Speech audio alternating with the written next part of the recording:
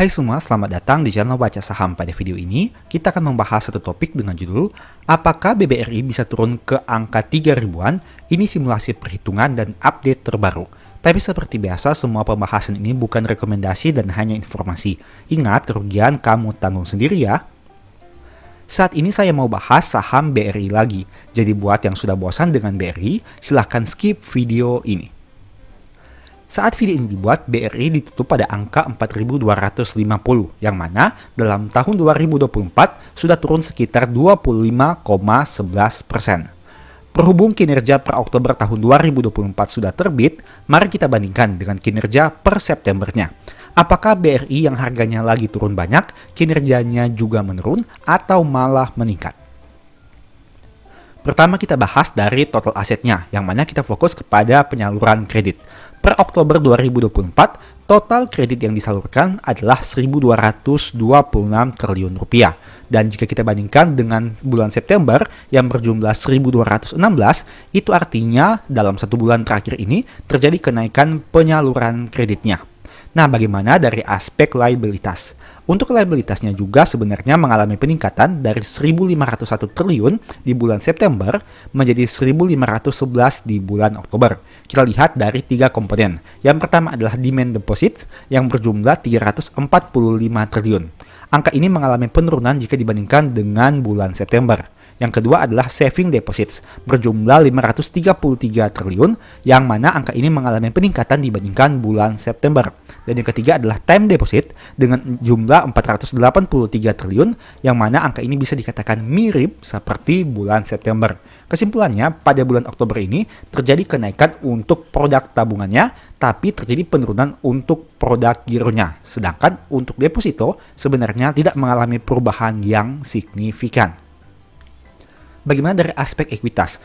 Total ekuitas hingga bulan Oktober 2024 berjumlah 310 triliun, yang mana mengalami peningkatan dibandingkan bulan September yang berjumlah 307,3 triliun. Jika kamu lihat di sini, mayoritas ekuitas BRI berada pada saldo laba ditahan, di mana untuk laba tahun sebelumnya tidak mengalami perubahan dengan angka 164,4 triliun rupiah. Tapi untuk laba di tahun ini mengalami peningkatan seiring dengan pertumbuhan laba yang ada di net income atau laba rugi perusahaan.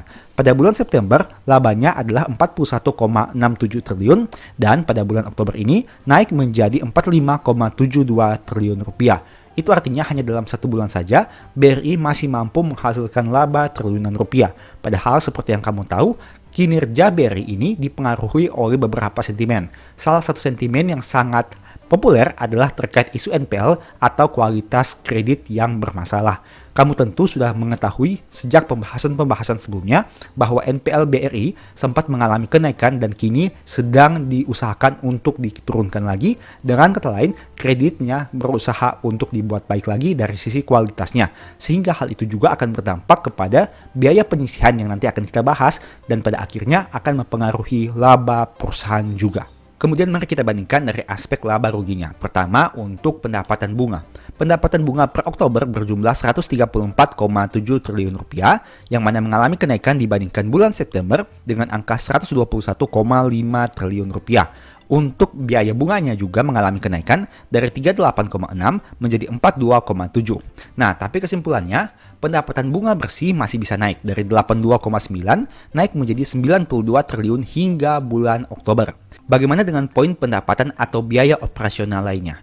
Kamu bisa lihat di sini, untuk biaya operasional lainnya mengalami kenaikan dari yang awalnya hanya 30,3 triliun naik menjadi 34 triliun hingga bulan Oktober. Kenapa? Tentu saja hal itu didominasi oleh biaya penyisihan kerugian yang naik signifikan dari 28,3 triliun naik menjadi 31,5 triliun hingga bulan Oktober. Kenaikannya sangat luar biasa, mengingat adanya isu terkait kualitas kredit BRI yang masih harus diperjuangkan agar supaya bisa semakin baik lagi di tahun 2024 ini. Hal itu menyebabkan biaya penyisihan yang mereka harus keluarkan menjadi lebih besar dengan nominal 31,5 triliun hingga bulan Oktober.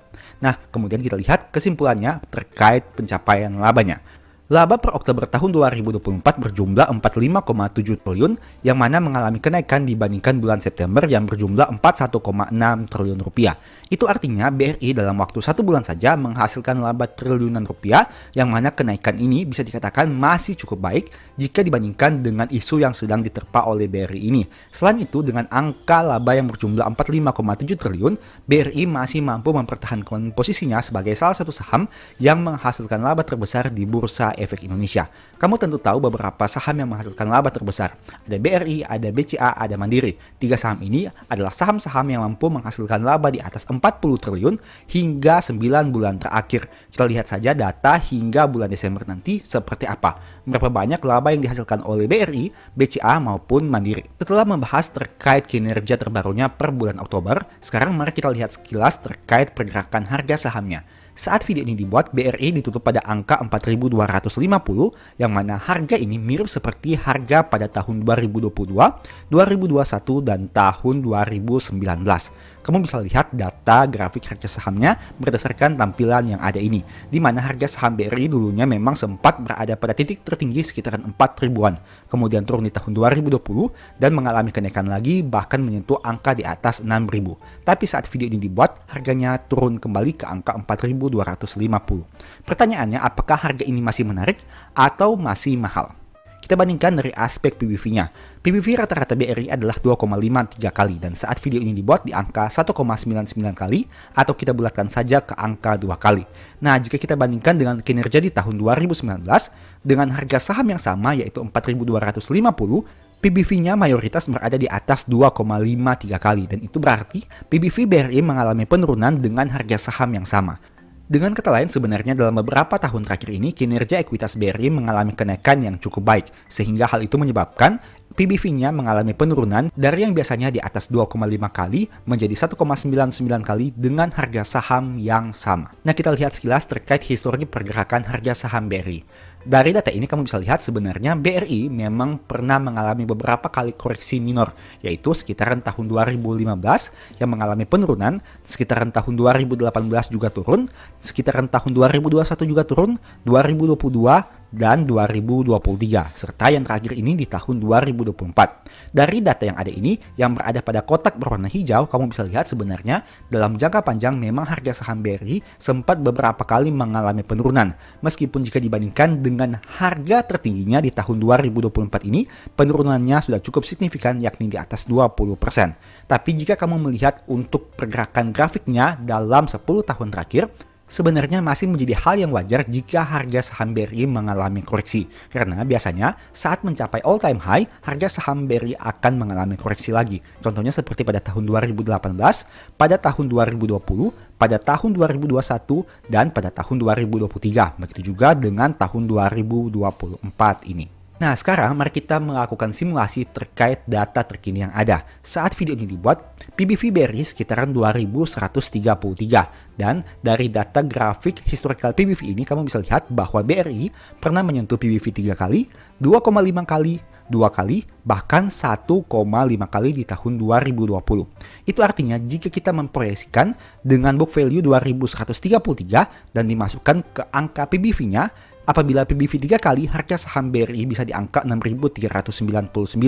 PBV 2,5 di angka 5.300, PBV 2 kali di angka 4.200, 1,5 kali di angka 3.200, dan 1 kali di angka 2.133. Ini merupakan beberapa probabilitas harga saham BRI di masa depan. Apabila PBV-nya naik, otomatis harganya naik. Begitu juga sebaliknya. Nah, dengan harga saham 4.250 di tahun 2019 seperti yang saya katakan tadi, PBV-nya di atas 2,5 kali. Dan di tahun 2024 PBV-nya hanya 2 kali.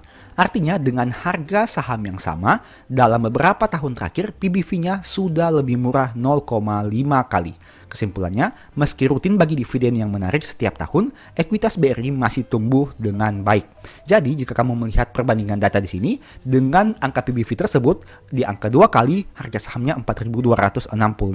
Apabila PBV-nya naik menjadi 2,5 kali saja seperti tahun 2019 dengan harga saham 4.250, berarti diproyeksikan harga saham BRI bisa berada di angka 5.333. Tapi apabila PBV-nya naik lagi ke angka 3 kali, sekitaran 6.399. Meski begitu, kamu juga harus melihat sisi sebaliknya, yaitu sisi negatifnya. Apabila harga saham BRI turun lebih dalam lagi, dengan angka PBV 1,5 kali, berada di angka 3.200. Dan apabila turun ke angka PBV 1 kali, berarti berada pada angka 2.133. Nah, ada hal menarik lagi yang bisa kamu lihat di sini. Selama kamu di bursa, apakah pernah BRI ditawarkan dengan dividen yield 7,5%, setidaknya berdasarkan data dividen per share di tahun 2024. Mungkin di tahun 2020, mungkin di tahun 2008, atau yang lain.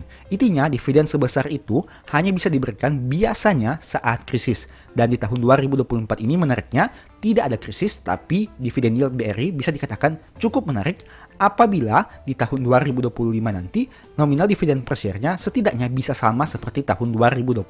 Tapi kembali lagi, ini masih proyeksi. Kita tidak tahu ke depannya seperti apa.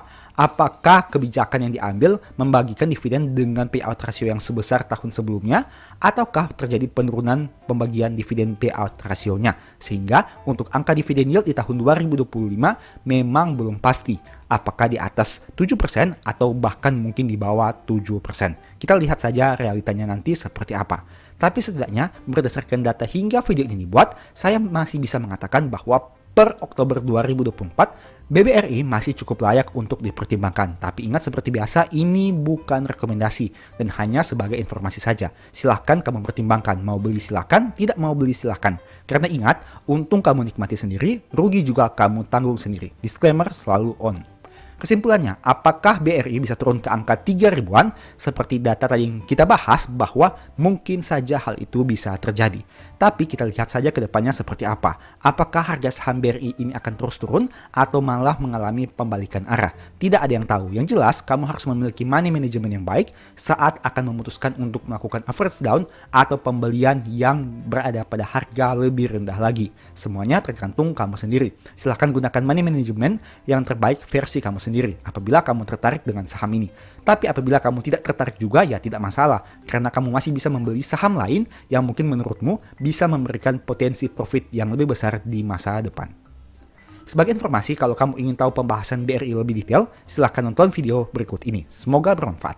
Sebelum saya membahasnya, mari kita dengarkan dulu penjelasan singkat tentang kinerja terkini BRI yang langsung disampaikan oleh Direktur Utamanya, Pak Sunarso. Kehadiran rekan-rekan media pada pagi hari ini sangat penting bagi kami dalam menyampaikan capaian dan perkembangan terbaru dari BRI. Seperti yang kita ketahui bersama, tahun 2024 ini sesungguhnya masih menjadi tahun yang penuh tantangan dengan dinamika ekonomi global dan domestik yang mempengaruhi berbagai sektor, tidak terkecuali sektor keuangan dan perbankan. Namun, di tengah tantangan tersebut, BRI alhamdulillah berhasil mencatatkan kinerja keuangan dengan pertumbuhan yang sangat baik. Selanjutnya akan saya paparkan lebih detail kinerja keuangan BRI secara konsolidasian atau secara grup sampai dengan akhir triwulan 3 tahun 2024. Pertama, kita bicara laba. Sampai September 2024, BRI Group berhasil mencetak laba bersih sebesar 45,36 triliun rupiah atau tumbuh positif dibandingkan periode yang sama tahun lalu sebesar 44,21 triliun tahun lalu itu sampai September. Dan kemudian capaian tersebut tidak terlepas dari fokus BRI yang secara konsisten memperkuat fundamental kinerjanya serta melakukan strategic responses yang tepat dalam menghadapi berbagai dinamika pasar yang sebenarnya saya artikan menghadapi berbagai tantangan yang tidak mudah. Dan kemudian kita bicara tentang dari mana laba tadi diperoleh, sudah barang tentu dari pengelolaan balance sheet yang baik. Maka kita bicara tentang balance sheet, sekarang kita bicara tentang kredit dan aset. Ya. Dari sisi intermediasi, hingga akhir September 2024, BRI berhasil menyalurkan kredit senilai 1.353 triliun rupiah atau tumbuh 8,21% secara year on year. Dari total penyaluran kredit tersebut, 81,7% diantaranya atau sebesar 1.106 triliun rupiah merupakan kredit kepada segmen UMKM. Jadi porsi kredit yang disalurkan kepada UMKM mencapai 81,7%. Nah, penyaluran kredit yang tumbuh positif ini juga membuat aset BRI meningkat sebesar 5,94% secara year on year menjadi 1.962 triliun. Jadi aset BRI sekarang 1.962 triliun. Nah, kami juga berkomitmen untuk terus memperkuat UMKM sebagai pilar penting dalam pertumbuhan ekonomi nasional. Melalui pemberdayaan UMKM, BRI mengambil peran dalam membangun ekonomi yang inklusif dan berkeadilan. Nah, sekarang itu tadi kita cerita aset, terutama didominasi oleh aset kredit, ya. Dan kemudian sekarang kita bicara tentang kualitasnya, kualitas aset. Dengan penyaluran kredit yang terus tumbuh, BRI juga mampu mengelola kualitas asetnya dengan baik. Dan hal ini ditunjukkan dari rasio NPL, non-performing loan, BRI yang terus membaik. Di mana NPL BRI pada triwulan 3 2024 ini tercatat 2,9%. Atau membaik dibandingkan dengan periode yang sama tahun lalu, itu 3,07%. Sekarang sudah turun menjadi 2,9%. Di samping NPL, perseroan juga berhasil mencatatkan rasio loan at risk. Ini sebenarnya risiko kredit-kredit yang mungkin bisa lancar, tapi sebenarnya masih kita hitung dalam risiko. Ya. Kita sebutnya loan at risk. Yang lebih baik sekarang, semula loan at risk kita itu 13,8 dan di triwulan 3 ini sudah turun menjadi 11,66% ya, pada triwulan 3 ini. Nah, penurunan NPL dan LAR ini, loan at risk ya, penurunan NPL dan LAR ini didukung oleh penerapan strategi pengelolaan manajemen risiko yang disiplin di seluruh lini bisnis. BRI juga secara aktif memantau kualitas kredit dan mengadopsi early warning system untuk mendeteksi potensi masalah kredit sedini mungkin. Ya. Selain itu, BRI juga memperkuat tim recovery untuk mengelola kredit bermasalah dengan lebih cepat dan efisien. Di samping kualitas kredit yang semakin membaik, BRI juga tetap mempersiapkan pencadangan yang memadai, di mana cadangan kita itu sebesar 215,44% terhadap NPL-nya. Jadi NPL coverage rasionya 215,44%. Dalam mengelola kualitas aset, BRI juga telah mengimplementasikan berbagai langkah mitigasi risiko, mulai dari selective growth, ya, tumbuh secara selektif, pemantauan kredit secara proaktif, penguatan pencadangan, hingga penyelesaian kredit bermasalah yang dilakukan dengan pendekatan kolaboratif bersama nasabahnya. Baik, sekarang kita masih di neraca, kita pindah ke liabilities, terutama di sisi dana pihak ketiga. Di sisi liabilities, BRI berhasil menghimpun dana pihak ketiga atau DPK sebesar 1.362 triliun atau tumbuh 5,59% secara year on year.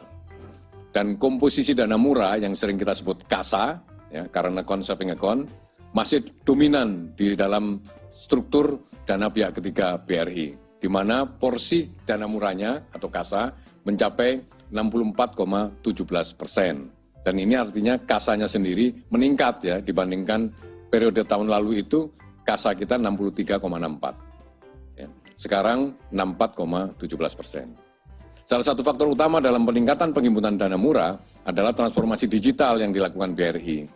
Melalui super apps Brimo, BRI telah menciptakan solusi perbankan yang terintegrasi dan mudah diakses oleh nasabah kapan saja dan di mana saja. Dan inovasi ini terbukti mampu mendorong peningkatan jumlah nasabah tabungan, khususnya di kalangan milenial dan generasi muda yang semakin digital savvy. Ya. Sampai September 2024, pengguna Brimo telah mencapai 37 juta user, dengan volume transaksi mencapai 4.034 triliun, atau tumbuh 35,2% secara year on year. Melalui pengembangan layanan hybrid bank, BRI juga telah memperluas jangkauan perbankan ke segmen-segmen masyarakat yang sebelumnya tidak terlayani, maksudnya masyarakat yang belum terlayani secara optimal ya, termasuk masyarakat di daerah terpencil melalui agen briling. Dan hal ini sesuai dengan misi BRI untuk mendukung inklusi keuangan nasional, serta memperkuat ekonomi kerakyatan melalui konsep sharing ekonomi. Tercatat, sampai September 2024, BRI telah memiliki lebih dari 1 juta agen briling yang tersebar di 62.000 desa di seluruh Indonesia. Sepanjang Januari hingga September 2024, agen-agen ini berhasil mencatatkan transaksi 1.170 triliun yang berasal dari 859 juta transaksi finansial. Capaian kinerja positif BRI ini juga didukung kondisi likuiditas yang memadai dan permodalan yang kuat, di mana loan to deposit ratio berada di level 89,18%, serta rasio kecukupan modal CAR, Capital Adequacy Ratio, di level 26,76%. Ke depan, BRI akan terus mengelola likuiditas secara prudent untuk memastikan BRI siap menghadapi tantangan ekonomi global maupun domestik. Dengan likuiditas yang memadai dan permodalan yang kuat, BRI masih memiliki ruang yang cukup untuk tumbuh lebih baik. Sebagai penutup dari pemaparan kinerja triwulan 3 2024 ini, dapat saya sampaikan bahwa BRI optimis dapat menutup tahun 2024 ini dengan kinerja yang positif, utamanya dengan fokus memperkuat fundamental kinerja yang membentuk ketangguhan, sehingga BRI selalu siap menghadapi berbagai tantangan, baik yang berasal dari global maupun domestik. Demikian, selanjutnya saya kembalikan kepada moderator. Nah, setelah melihat penjelasan tadi, izinkan saya untuk memperlihatkan beberapa hal yang menarik. Pertama, kita lihat dari aspek net income-nya. Laba BRI hingga Q3 2024 masih bisa tumbuh meskipun tipis. Laba BRI yang dicatatkan di tahun 2024 hingga bulan September adalah 45,06 triliun rupiah. Angka ini naik dari sebelumnya 43,99 triliun atau dengan kata lain naik 2,4%. Jika kita bedah, untuk laporan laba ruginya, pendapatan bunganya sebenarnya masih tumbuh signifikan dengan angka 12,8%. Dari 131 menjadi 148 triliun. Tapi sayangnya, beban bunganya naik lebih signifikan, yaitu 40%. Nah, pendapatan bunganya hanya naik 12,8%, tapi biaya bunganya naik 40,2%, alias naik berkali lipat. Dari yang awalnya 30,6 menjadi 43,03 triliun rupiah. Hal itu menyebabkan meskipun pendapatan bunganya naik 12,8%, tapi pendapatan bunga bersihnya hanya mampu naik 4,5% karena biaya bunganya naik signifikan. Pendapatan bunga bersih naik dari 101 menjadi 105 triliun hingga bulan September tahun 2024. Nah, ada yang menarik juga di sini. Adanya kenaikan sekitar 29,8% untuk pendapatan operasi lainnya dari 31,8 menjadi 41,3. Hal ini juga yang mendongkrak terhadap kenaikan laba BRI di tahun 2024 ini. Meskipun sebenarnya pendapatan bunga bersihnya masih naik cukup signifikan, tapi karena adanya kenaikan dari pos ini menyebabkan laba bersih BRI masih bisa tumbuh. Mengingat saham ini memiliki salah satu tantangan yang paling signifikan, yaitu biaya pencadangannya alias pencadangan kerugian dari aspek kreditnya. Memang kita tidak bisa melihat angka pastinya di sini. Tapi jika kita lihat di sini, untuk biaya penyaluran kredit dengan angka 33,5 triliun yang mana naik 54% dari tahun 2023 yang hanya 21,7 triliun rupiah saja. Hal itu menyebabkan labanya hanya naik tipis sehingga memiliki kenaikan laba yang hanya 2,4% saja. Kemudian kita lihat dari aspek depositonya alias dari aspek dana pihak ketiganya. Salah satu faktor yang menyebabkan biaya bunga yang sangat besar adalah komposisi kasa yang cukup rendah. Ingat, biaya bunganya naik 40,2% menjadi 43, padahal di tahun 2023 hanya 30,6 triliun saja. Bagi yang belum tahu, kasa merupakan dana murah berupa giro dan tabungan. Jika kasa rendah, biaya bunga mahal berupa deposito akan menjadi lebih tinggi lagi. Nah, bagi kamu yang belum tahu, di industri perbankan ada yang disebut sebagai dana murah, yaitu giro dan tabungan. Kenapa disebut dana murah? Karena biaya bunga yang dibayarkan kepada nasabah itu lebih rendah jika dibandingkan dengan bunga deposito yang dibayarkan kepada nasabah. Kamu tentu memiliki rekening tabungan ataupun deposito di perbankan. Coba kamu bandingkan pendapatan bunga yang kamu peroleh dari bunga deposito dan pendapatan bunga yang kamu peroleh dari bunga tabungan. Manakah yang lebih banyak? Tentu saja deposito kan? Itulah yang disebabkan kenapa deposito kita sebut sebagai dana mahal. Karena biaya bunga yang dikeluarkan bank untuk dibayarkan kepada nasabah menjadi lebih besar. Nah, untuk BRI, hingga tahun 2024 pada bulan September ini memiliki kasa sekitar 64,2. Angka ini mengalami kenaikan dibandingkan tahun 2023. Jadi, meskipun biaya bunganya naik 40,2%, tapi dari aspek kasa sebenarnya ada terjadi kenaikan juga, sehingga bisa dikatakan cukup baik untuk kinerja perusahaan. Meskipun jika kita lihat secara komposisi, angka komposisi 64% untuk kasa ini merupakan angka yang belum bisa dikatakan sangat baik. Karena seharusnya kita berharap perbankan ini, apalagi BRI sebagai bank besar, mampu meningkatkan kasanya menjadi di atas 70%. Tapi kita lihat saja nantinya akan seperti apa.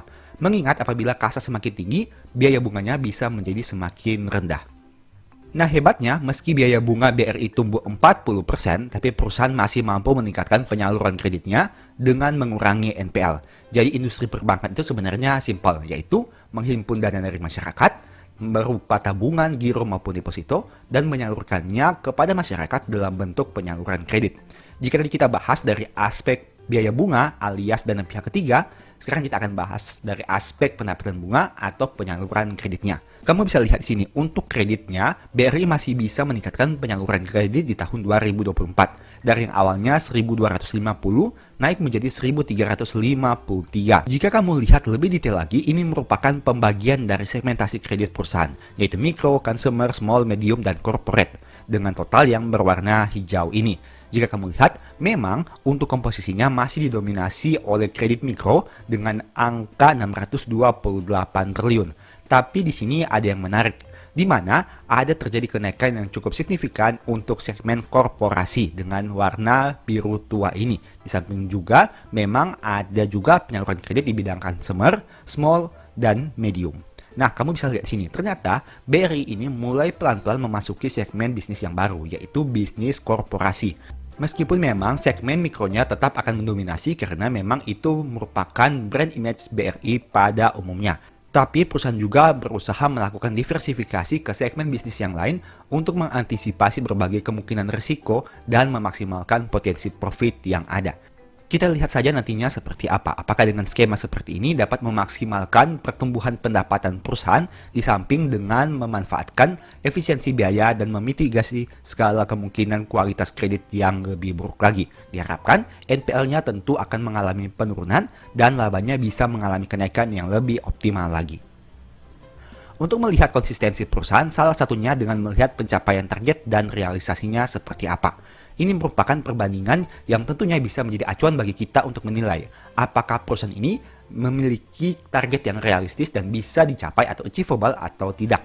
Kita lihat di sini beberapa target dan realisasinya. Target pertumbuhan kredit di angka 10-12% di tahun 2024. Tapi perusahaan baru mampu mencetak pertumbuhan kredit sekitar 8,2%. Artinya masih di bawah dari target yang ditetapkan. Untuk net interest margin di angka 7,6-8% dan perusahaan sudah achievable dengan angka 7,7%. Untuk credit cost maksimal 3%, tapi sayangnya perusahaan masih memiliki credit cost atau biaya kredit di angka 3,3%. Untuk NPL sudah tercapai di mana memiliki target di bawah 3% dan NPL-nya 2,9%. Angka ini bahkan lebih rendah dibandingkan tahun 2023.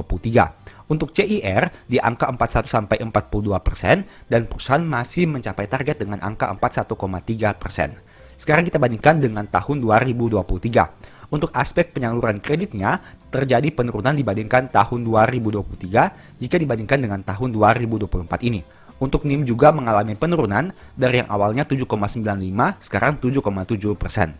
Untuk kredit cost mengalami kenaikan dari 2,37 menjadi 3,39%. Diharapkan kredit cost ini masih bisa mengalami penurunan hingga mencapai target di mana maksimal 3%. Untuk NPL mengalami penurunan dibandingkan tahun 2023 dan untuk CIR mengalami penurunan dibandingkan tahun 2023. Dari penjelasan tadi, beberapa poin intinya sebagai berikut. Sisi positifnya. Pertama, laba BRI di tahun 2024 masih bisa tumbuh meskipun di bawah 10%. Kedua, penyaluran kredit masih tumbuh sehingga potensi pendapatan bunga yang lebih besar. Ketiga, meski komposisi kasa masih di angka 60-an persen, tapi ada peningkatan dibandingkan Q3 tahun lalu. Keempat, NPL perusahaan bisa turun tipis dibandingkan tahun 2023. Kelima, beberapa target di tahun 2024 yang ditetapkan cukup achievable. Dari pembahasan sisi positifnya, ternyata juga ada sisi negatifnya. Yang pertama, persentase pertumbuhan laba BRI di tahun 2024 tidak sebaik pesaingnya seperti BCA dan Mandiri.